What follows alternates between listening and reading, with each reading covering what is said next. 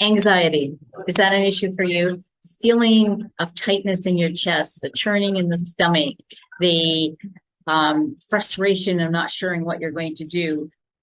Those are all kinds of things that some people even have vomiting. And fibromyalgia people, studies show that 60% of people with fibromyalgia, diagnosed with fibromyalgia, have anxiety. And that can be a frustrating part and another symptom that you have to deal with. So some of the things that can help is actually, I'm going to talk about some of the things that can help. There's a few tips I have for you. One is food. Interestingly enough, there are a number of foods that can contribute to you having triggering an anxiety, feeling anxious. One of them is sugar. A lot of sugar, processed foods with a lot of sugar in them are a good trigger for anxiety. Processed vegetable oils is another one. And now I personally haven't noticed that one. Certainly sugar, it does for me. Gluten can also, gluten, and sometimes people with grains in general, that is a problem.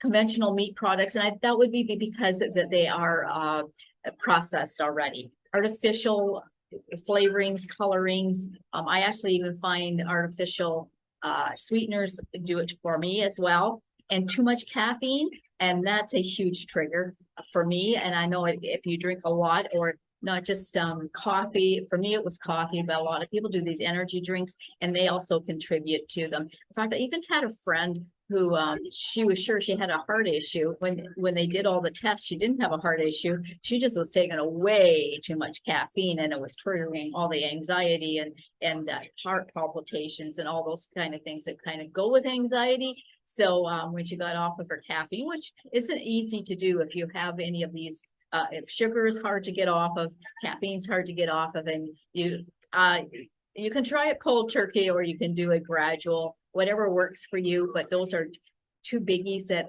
do contribute to anxiety.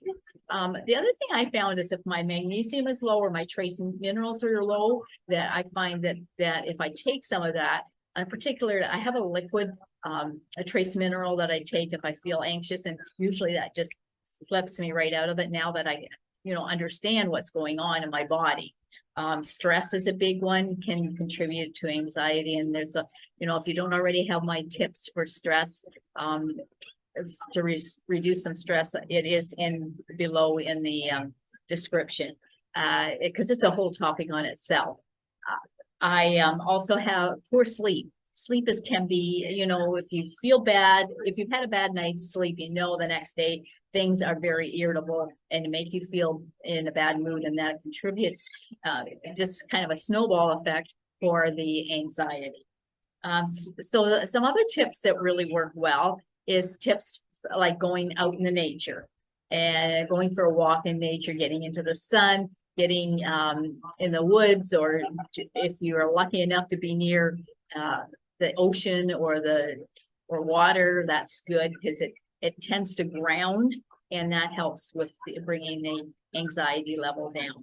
Exercise. Now, I do remember when I was at my worst, I was having panic attacks. I couldn't leave the house. What they told me to do, and it worked really well, was to play marching music or band music and march to it. So, I couldn't go out of the house to exercise. I just that's how much anxiety I had at that time.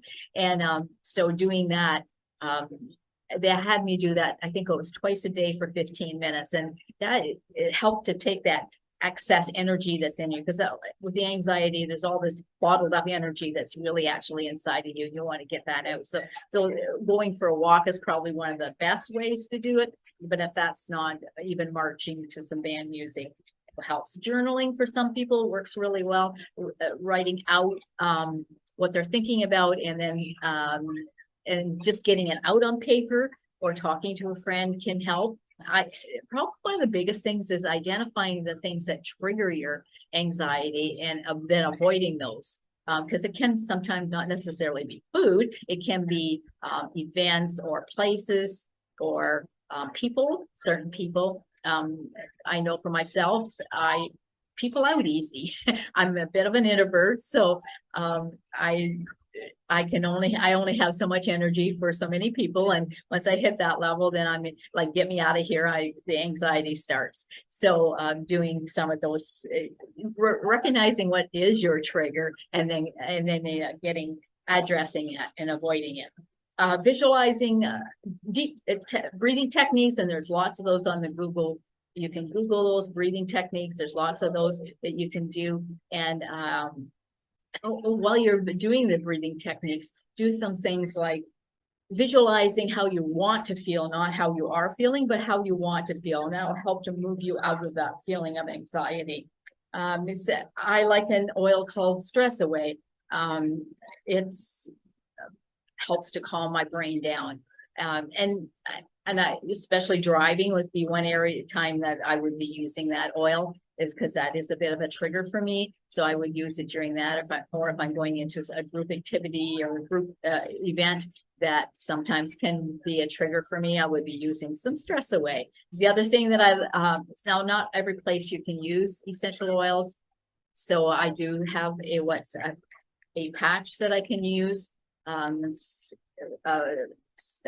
It's called Peace, and I'll put the links for both of the Stress Away and the patch are down below. So, and it's called Peace because it helps reduce your anxiety. It has it's non-drug, and it's got a little pattern to it. It's like a cue code to your brain to help your brain to calm down. So I hope those techniques will help you, and I'd love it to know if you try some of them and what worked so well for you. And my name is Lynn Ann Galloway, and I have been diagnosed with fibromyalgia 20 some years ago, and I've learned some ways to manage so that I can enjoy life. I love if you would follow me, and if you would share and like this video, that would be awesome.